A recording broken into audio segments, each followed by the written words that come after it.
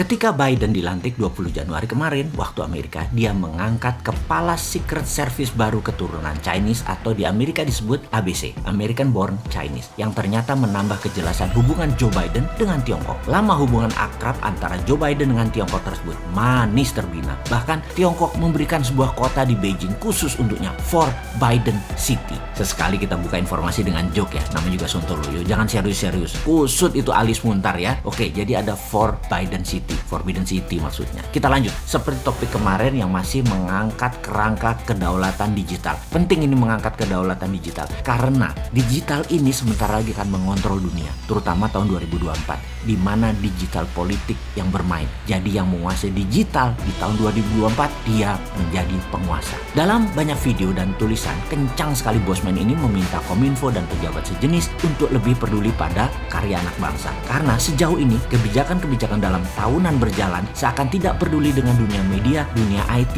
dan dunia digital karya anak bangsa. Jadi terkadang rakyat harus mengurut dada karena memang sulit ya kalau pejabat tidak paham bela negara. Begini saya cerita ulang cara membangun bisnis karya anak bangsa versi Mardigunomik. Kekuatannya ada di swasta. Lupakan membangun ala Tiongkok yang menggunakan kekuatan BUMN. BUMN Tiongkok itu yang punya PKC, Partai Komunis Cina, bukan negara Cina yang punya BUMN. Jadi mudah ngelolanya. Kalau sekarang yang punya negara rumit sekali.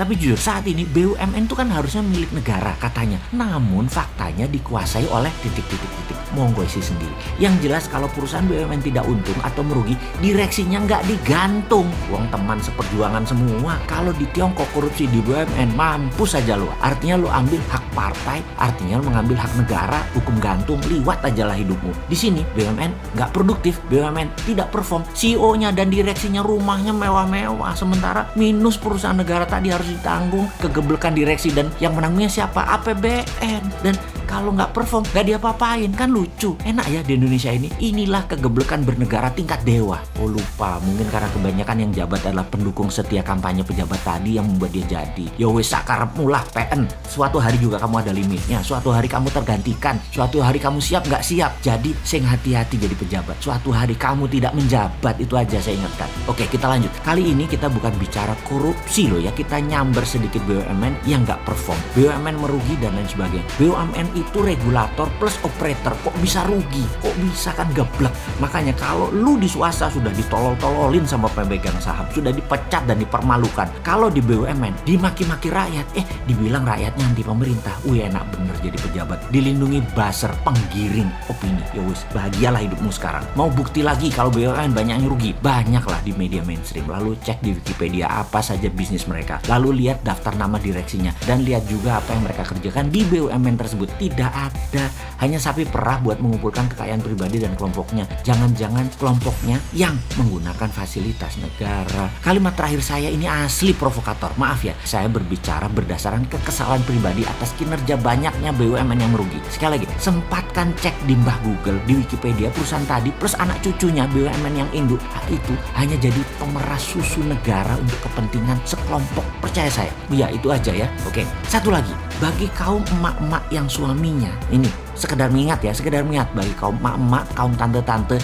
yang suaminya pejabat tinggi di BUMN, yang sering nginep-nginep kalau rapat jauh-jauh. Biasanya mereka ada main dengan supplier pemenang tender atau main sama pengusaha swasta pengemis proyek. Semoga suami Anda tertib iman, taat ibadah. Cuman ngingetin aja loh, di sana di tempat rapat tadi suami Anda banyak yang mulus-mulus, muda dan tersedia untuk para suami dari para supplier, dan masih untung kalau supplier yang nyediain. Kalau suami Anda yang minta, penjahat kelamin laki lu. Kembali ke BUMN merugi, pasti miris melihatnya. Bawaannya pengen jual lalu tutup BUMN-nya, hasil penjualan tadi kasih ke negara. Ngapain kasih ke direksi? Kadang malahan BUMN minta dana tarangan dari negara pada saat rugi. Kan ini gila bener, rugi negara yang tanggung. Geblek, asik geblek. Kembali ke Tiongkok. Apa yang dilakukan Tiongkok berikutnya adalah memfokuskan BUMN ke luar negeri, membangun swasta nasional untuk menggarap pasar lokal dan domestik, khususnya domestic consumption. Kita jelaskan ya, BUMN di dalam dalam negeri Tiongkok untuk proyek negara seperti infrastruktur statis, jembatan, jalan raya, dam, waduk, pengairan, power plant, jaringan distribusi listrik, infrastruktur dinamis, kereta api, bus, pabrik mineral, manufaktur, industri pertahanan, alat perang, dan lain sebagainya, yang kalau swasta bangun, lama balik modalnya, bahkan dalam jangka panjang swasta belum tentu untung. Lalu BUMN Tiongkok adalah tool alat ekonomi soft power menaklukkan negara lain dengan operasi di luar negeri. BUMN dari Tiongkok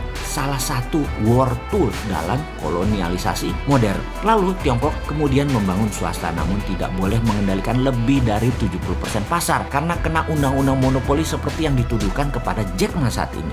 Untuk membangun swasta bukan saja fasilitas yang diberikan oleh negara, tetapi melindungi mereka, protek mereka dari serangan swasta asing atau negara asing yang masuk ke Tiongkok mengambil pasar Tiongkok. FDI atau Foreign Direct Investment di Tiongkok produknya harus 100% ekspor keluar dari Tiongkok. Beda dengan negara yang tidak berdaulat seperti negara tetangga kita. FDI masuk produknya terbanyak untuk kebutuhan lokal, mengambil pasar lokal, berkompetisi dengan UKM lokal. Jadi rakyat di negara tidak berdaulat, BUMN yang memakan UKM dan pasar rakyatnya sendiri. Itu ada di negara tetangga contohnya. Ditambah asing masuknya dipermudah untuk menggarap pasar rakyatnya sendiri. Nah, itu hebatnya negara tetangga tadi. Bagaimana cara melindungi swasta di Tiongkok sekarang? Perlu anak bangsa dilindungi dari predator besar asing sampai menjadi dewasa dan besar. Misalnya Renren dilindungi, Facebook tidak boleh masuk Cina sampai Renren menguasai 60% pasar Cina. Didi Sucing transportasi menguasai 60% pasar Cina. Baidu menguasai 60% pasar Cina, baru Google boleh masuk. Indonesia kalau mau maju, aplikasi anak bangsa lindungi. Kalau nggak dilindungi, Gojek itu udah kehabisan nafas, dijual ke asing lah kayak sekarang. Catatan, Gojek memang produk anak bangsa, tapi pemiliknya mayoritas asing. Telat iki diproteknya. Kembali lagi, Traveloka, coba dulu Traveloka diprotek. Jadi Booking.com, Agoda masuk nggak bisa. Pasti Traveloka jadi raja dan milik lokal, tidak perlu uang asing untuk bertahan. Sekarang udah telat lagi, udah dibeli asing. Padahal beberapa tahun yang lalu sudah diingatkan kencang dan langsung. Tapi kalau pejabatnya orang nyandak, nggak paham apa itu proteksi. Sekarang perang dagang Tiongkok Amerika sedang berkurang sedikit karena masing-masing sedang sibuk perang melawan COVID, lawan globalis. Indonesia saat ini harusnya ambil kesempatan. Anak bangsa buat fintechnya sendiri, buat Google-nya sendiri, buat WeChat-nya sendiri. Pastikan semua ini diprotek negara. Itu aja intinya. Pertanyaannya, berani nggak 1 tahun ke depan anak-anak buat itu bisa cepet sampai akhir tahun 2021. Indonesia bisa menyiapkan semua itu sehingga ketika perang Amerika Tiongkok versi 2 berlanjut di tahun 2022-2023, Indonesia tidak bergantung pada dua negara itu lagi. Bayangkan kalau Amerika nanti di bawah Biden, perangnya pakai intelligent operation demi Amerika kendalikan dunia lalu mematikan sosmed, internet, satelit, strategi ini namanya battle space, penaklukan ruang udara. Apa yang terjadi? Indonesia tetap bisa dagang, tetap connect. Jadi walaupun itu terjadi penaklukan ruang udara, Indonesia tetap bisa connect. Kalau perang berlanjut,